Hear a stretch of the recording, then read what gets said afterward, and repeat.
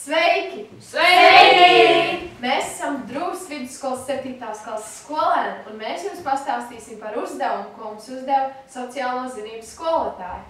Šā uzdevuma mērķis bija apspēlēt dažādas ainiņas, jeb konflikta situācijas skolā, izmantojot mūsdienīgās modernās tehnoloģijas. Un mēs izmantojām mūsu telefonus. Un arī datorus.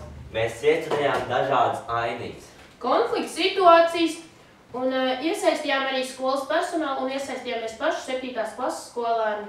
Kā jums liekas, kas jums vislabāk patika? Man patīk saliedēties ar citiem klases biedriem. Man patīkās citu komandu aizskati, jo tie bija smieklīgi. Tā ne tikai nebija mācīšanās, bet arī izklaide. Mēs liederīgi pavadījām laiku ārpus skolas. Mūs sadalīja dažādās grupās, un tas bija daudz interesantāk nekā ar visu klasu sadarboties. Man patīk brīvā un nepiespiestā atmosfēra. Un man patika tas, ka mēs pēc tam varējām novērtēt savas labās un sliktās kļūmes.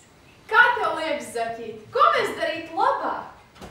Vairāk apstrādātu klipus un jokus. Manuprāt, vajadzēja vairāk piestrādāt pie filmēšanas un kvalitātes. Man liekas, ka mums viss sanāca un viss bija čikinēkā. Mēs varējām izdomāt vairāk interesantākus sižetus. Vajadzētu izstrādāt rūpīgākus dialogus.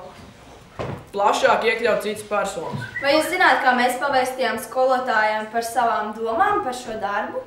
Mēs jums to parādīsim. Nu, bet, protams, mēs izmantojām mobilās aplikācijas un aizsūtījām savas domas skolotājai WhatsAppā. WhatsAppā! 112.